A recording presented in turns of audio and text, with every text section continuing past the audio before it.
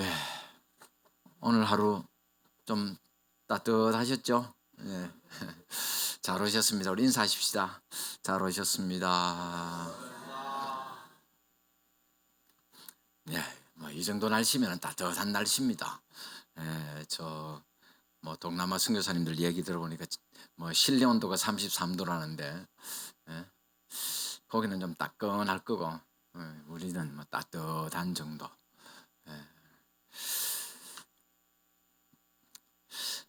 기독교가 다른 종교와 다른 점이 많이 있습니다. 그죠? 뭐 다 꼽을 수 없겠죠. 많이 있습니다만은 그 중에 가장 중요한 게 뭐냐면은 사람이 신을 찾아가는 것이 아니라 신이 사람을 찾아오신 종교라는 거예요. 우리가 하나님을 찾은 것이 아닙니다. 하나님께서 사람이 되셔서 우리를 찾아오셨고 우리를 만나 주셨고 구원해 주신 줄로 믿습니다. 그래서 우리는 하나님을 믿는 거예요.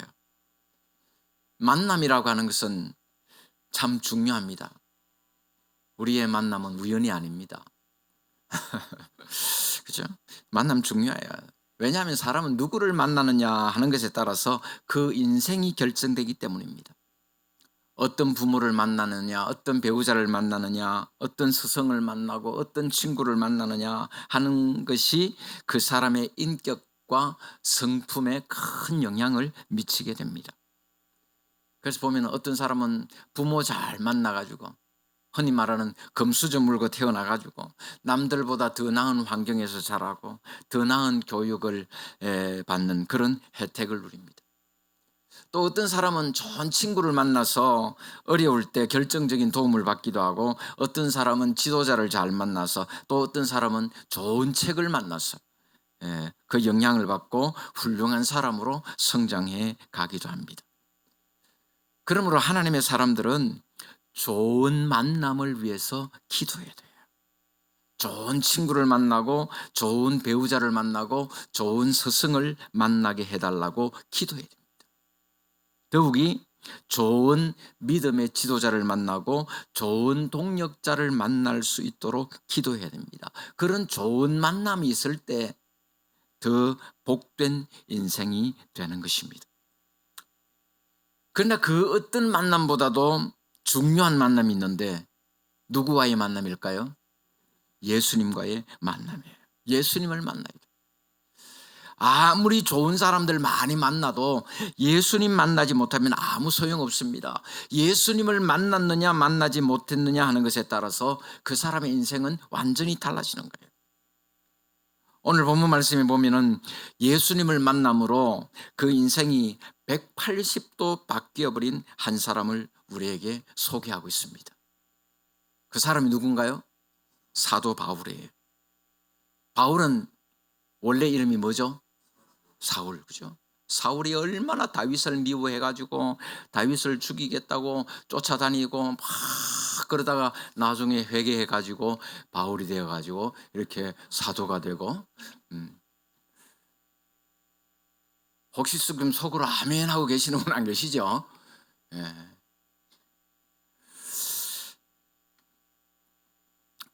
자, 우리가 성경을 보면은 그래서 성경을 전체를 봐야 돼. 전체를 쭉 통으로 읽어야 돼. 이래 설교 듣고 이래 하는 거는 보면 여기서 찔끔 저기서 찔끔이잖아요, 그죠? 여기서 한 번 들었다가 저기서 한 번 들었다가 그러다 보면 뭐 사울이 나오고 뭐 바울이 나오고 다윗이 나오고 이러면 막 이 사울이 이 사울인지 저 사울이 이 사울인지 헷갈려요, 막. 그래서 보면 막 꿈꾸던 요셉이 예수님을 낳고 막 그죠? 막 헷갈리는 거예요. 그래서 성경을 우리가 열심히 읽어야 된다 하는 말씀을 드리는 겁니다. 기독교 역사상 오순절 성령 강림 사건 이후에 최고의 사건을 꼽는다면 사울이 변해서 바울이 된 사건을 꼽습니다. 사울이 예수님을 만난 사건은 굉장히 중요한 의미가 있습니다. 왜냐하면 사울이 예수님을 만난 사건은 단순히 한 개인이 예수 믿고 구원받았다는 차원을 넘어서 복음이 이방 세계에까지 전해지는 계기가 되었기 때문입니다. 여러분, 사울이 어떤 사람입니까?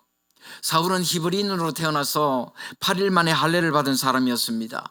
그리고 당대 최고의 지혜자라고 하던 가말리엘에게서 엄격한 바리새인의 교육을 받은 사람이었습니다. 자기 주장대로 바울은 히브리인 중에 히브리인이고 바리새인 중에 바리새인이었습니다. 그뿐만 아니라 바울은 로마 시민권도 가지고 있었습니다. 그 말은 로마의 법과 정치를 잘 아는 사람이었다는 말이기도 합니다. 그러니까 이 사울이라고 하는 사람은 혈통으로 보나 가문으로 보나 학벌로 보나 그 무엇으로도 다른 사람에게 결코 뒤지지 않는 대단한 사람이었다는 거예요. 그런데 안타깝게도 그런 사울이 교회의 박해자였습니다. 물론 교회의 입장에서 보면은 사울을 박해자라고 할 수 있습니다만은 그 당시 유대교의 배경에서 보면은 그 누구보다도 하나님을 사랑하는 사람, 누구보다도 하나님 사랑에 대한 그 사랑이 턱 심했던 사람, 그 사람이 사울이었다는 거예요. 그렇다고 해서 사울이 무식하고 맹목적인 그런 박해자는 아니었습니다. 자기 나름대로 소신과 또 신앙적인 확신이 있는 사람이었습니다. 그리고 자기가 옳다고 생각하는 일에 대해서는 자기 목숨을 걸고 그것을 행동으로 옮기는 그런 사람이었습니다. 그런 사울이 바리새파의 열심을 가지고 예수 믿는 사람들을 박해하는 데 앞장섰다는 사실입니다. 1절 2절에 이렇게 말씀합니다.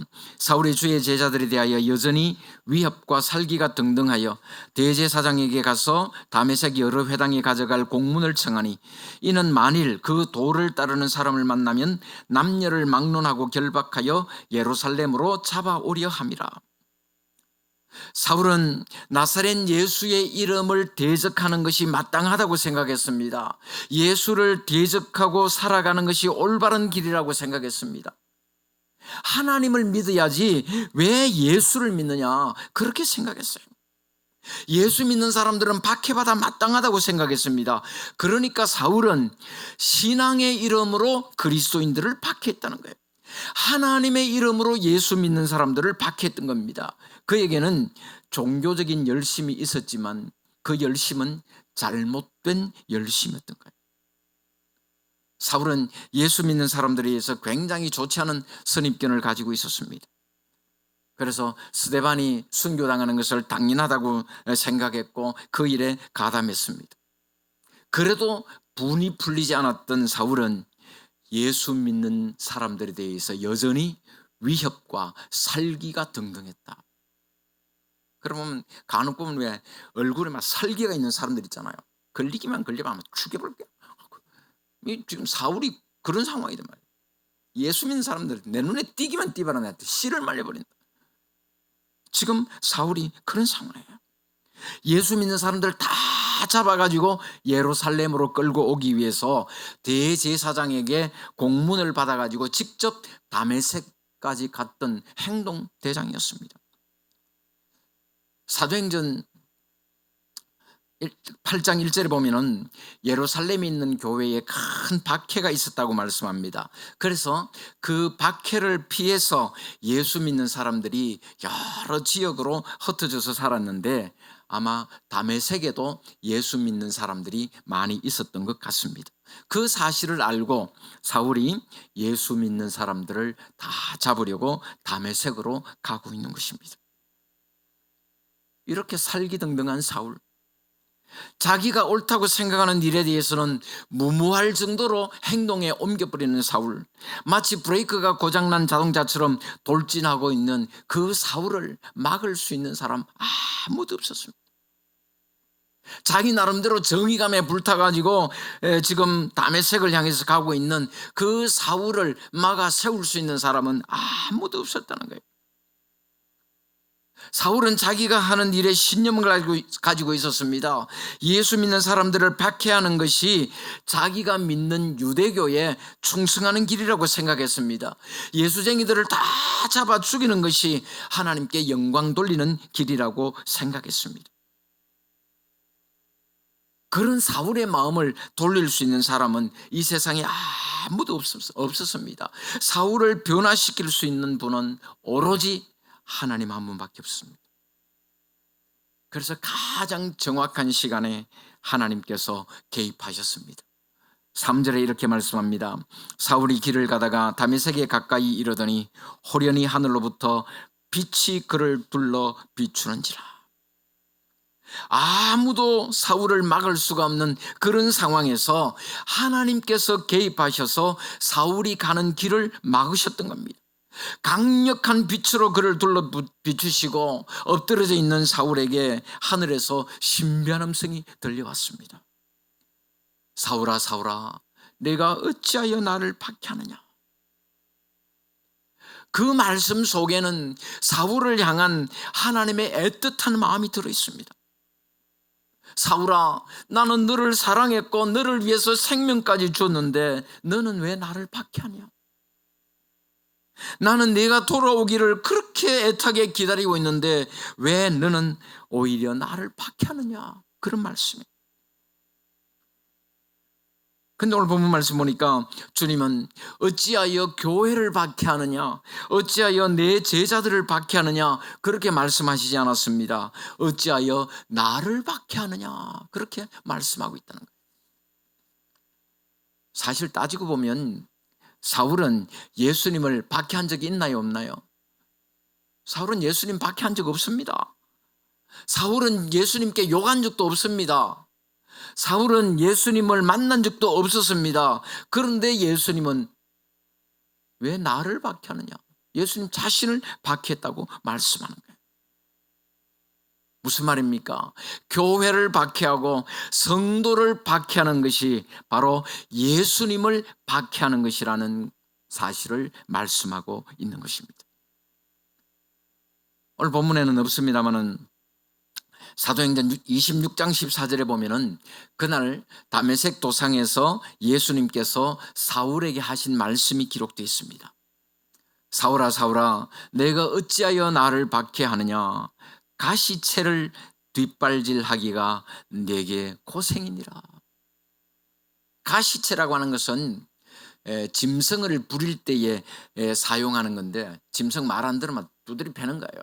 그런데 막대기에다가 그냥 막대기를 때리는 것이 아니고 그 막대기 끝에다가 가시라든지 뭐 뾰족하고 날카로운 쇠붙이 같은 거 그런 거 막 붙여가 그걸로 이제 말 안 듣는 짐승들 때려 패는 거.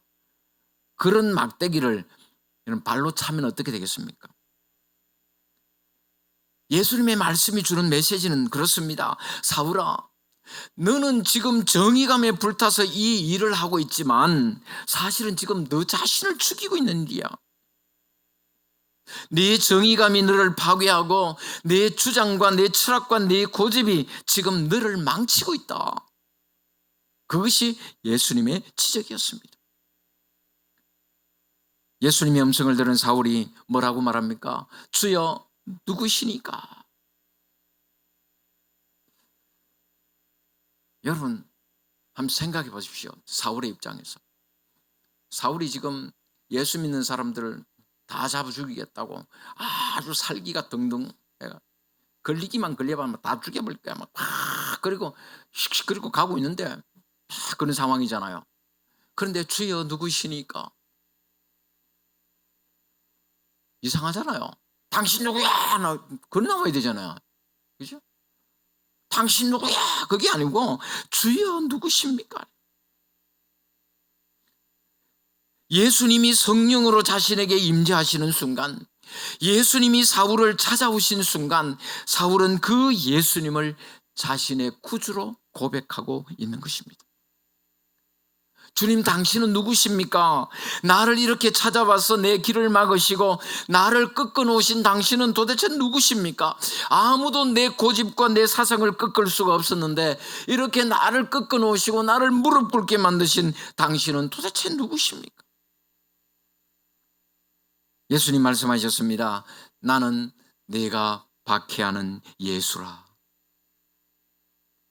나를 십자가에 못 박은 것은 로마 병정도 아니고 빌라도도 아니고 대제사장이나 유대인들도 아니고 바로 너다 그 말씀이에요.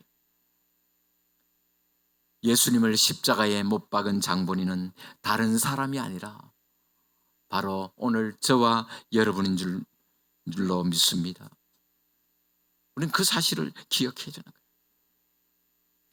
아무도 사울이 가는 길을 막을 수 없었고 아무도 사울을 변화시킬 수 없었습니다. 그런데 그런 사울이 예수님을 만나니까 변화되더라는 거예요. 그렇게 박해하던 예수를 자신의 주로 고백하고 있는 것입니다.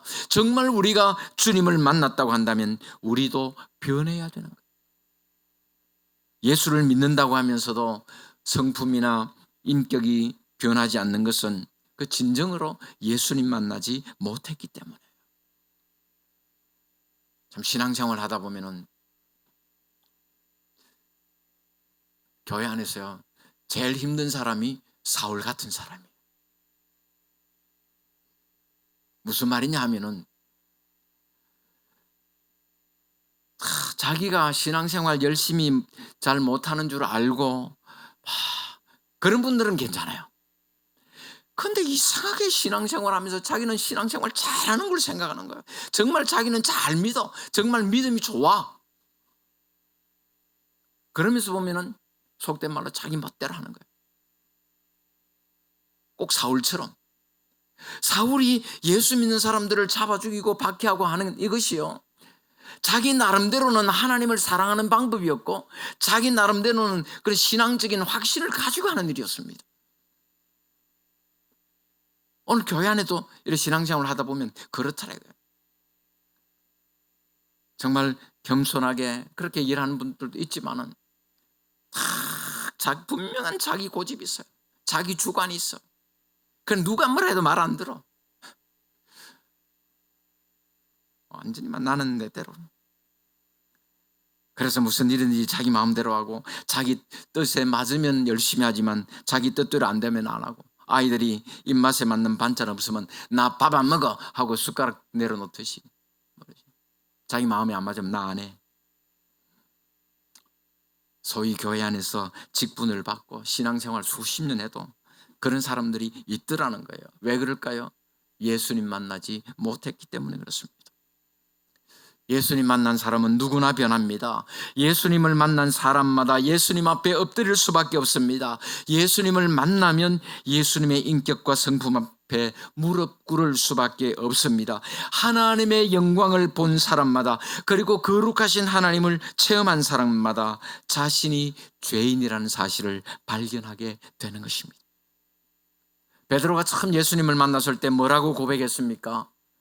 주여 나를 떠나소서 나는 죄인으로소이다 그랬습니다. 베드로는 예수님을 자신의 주님으로 고백했습니다. 지금까지는 자기가 자기 인생의 주인인 줄 알았습니다. 지금까지는 자기가 모든 것을 주관하는 걸로 생각했습니다. 고기 잡는 데는 자기가 도사인 줄 알았습니다. 그런데 아무것도 모를 것 같은 예수님이 바닷속의 물고기의 행방까지 다 알고 계시더라는 거예요. 그런 예수님을 만나고 나니까 그 예수님을 자신의 주라고 고백하고 있는 거예요. 사울 역시 예수님을 대적하고 예수 믿는 사람들을 박해하는 데 앞장섰던 그런 사람이었습니다. 그런데 그런 사울이 예수님을 만나고 나니까 자기가 그렇게 박해하던 예수님을 주님이라고 고백하고 있는 것입니다. 이렇게 하나님께서는 사울을 찾아오셨습니다. 하나님은 사울을 향한 계획을 가지시고 그를 선택하셨고 부르셨습니다. 6절에 이렇게 말씀합니다. 너는 일어나 시내로 들어가라. 내가 행할 일을 내게 이를 자가 있느니라. 하나님은 사울을 바울로 만드시기 위해서 모든 것을 준비하고 계셨습니다. 하나님께서는 사울을 향해서 원대한 계획을 가지시고 그를 선택하셨고 하나님이 예정하신 정확한 시간에 그를 찾아가셔서 만나 주셨습니다. 사울을 향한 하나님의 계획이 뭡니까? 15절에 보면은 주님의 이름을 이방인과 임금들과 이스라엘 자손들에게 전하기 위하여 택하신 하나님의 그릇이라는 거예요. 주님의 복음을 온 세상에 전하도록 하기 위해서 그 많고 많은 사람들 가운데 하필이면 주님을 대적하고 박해하던 그 사울을 선택하셨다는 거예요. 여러분, 하나님의 섭리가 놀랍지 않습니까? 하필이면 그 많고 많은 사람들 가운데 왜 사울일까요? 왜 하필이면 그토록 주님 대적하고 예수 믿는 사람들을 박해하던 사울입니까? 왜 하필 사울이냐고요. 모든 것이 하나님의 섭리라는 거예요.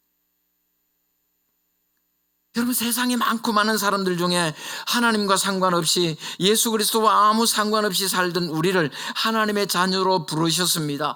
우리를 통해서 이루어 가실 하나님의 계획이 있고 우리를 통해서 받으실 영광이 있기에 우리를 하나님의 백성으로 선택하신 줄로 믿습니다.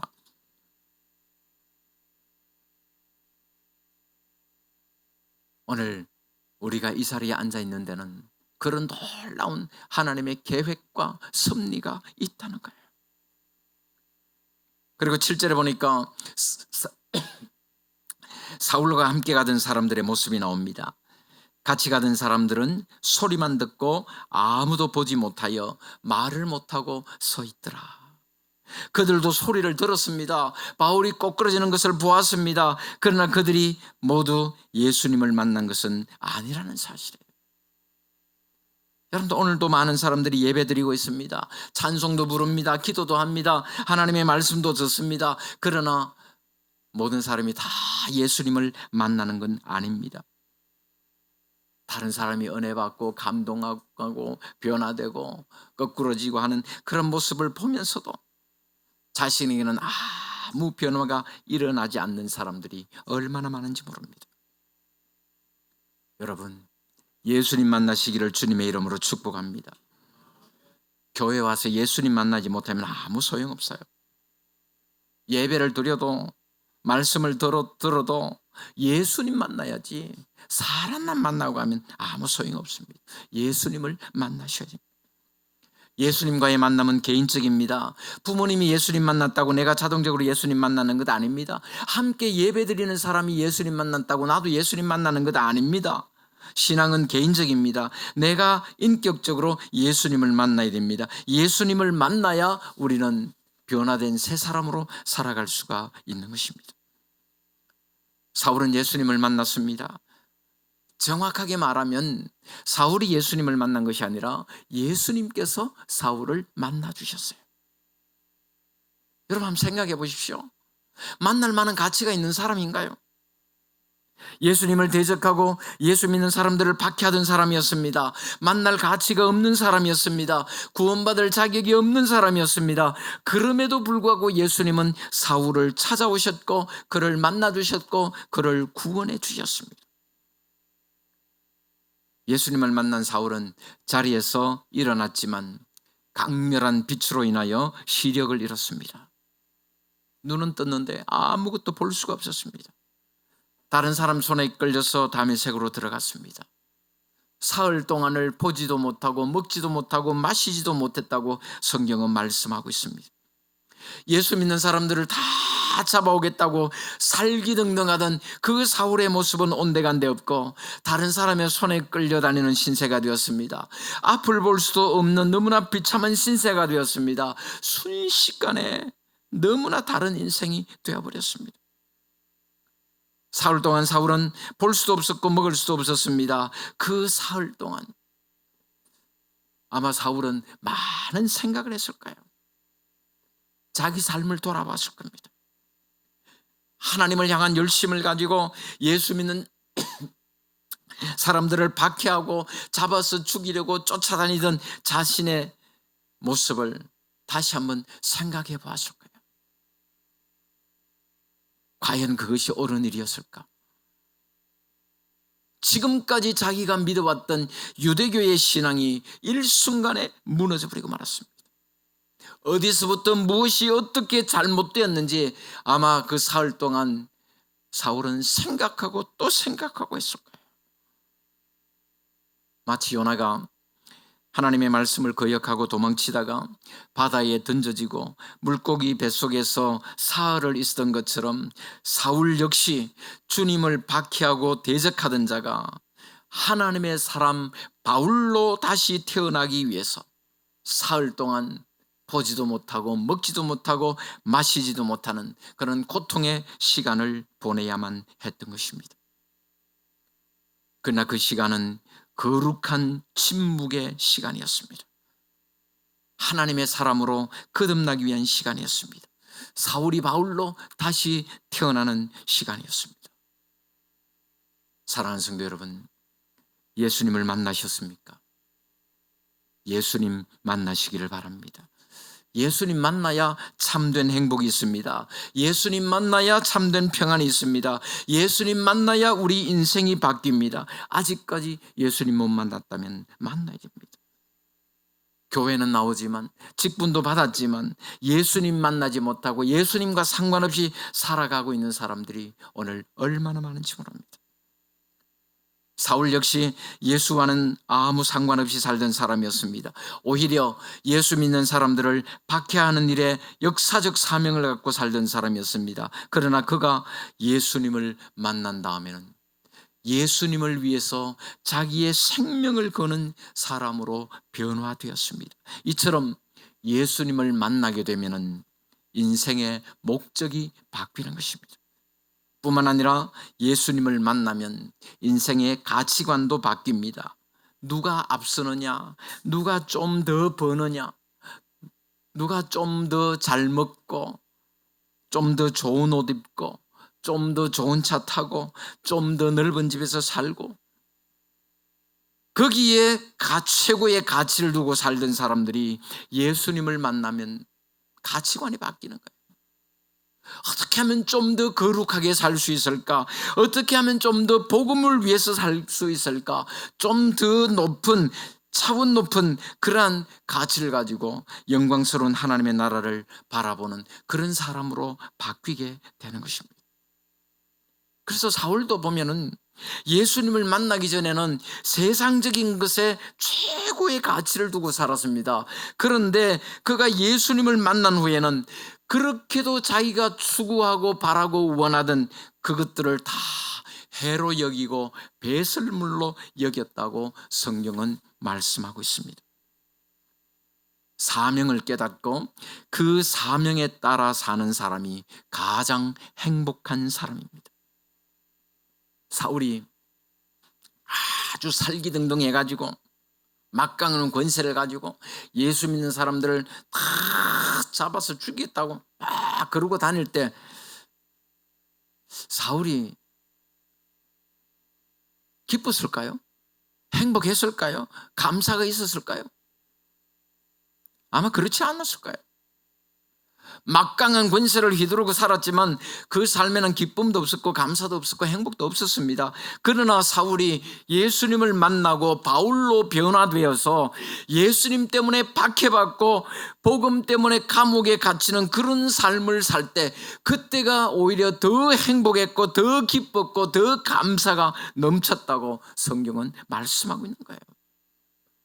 그래서 옥중서신에 보면은 바울은 자기는 감옥에 갇혀 있으면서도 그렇게 행복할 수가 없었고 사람들에게 기뻐하라 기뻐하라 그렇게 말할 수가 있었습니다.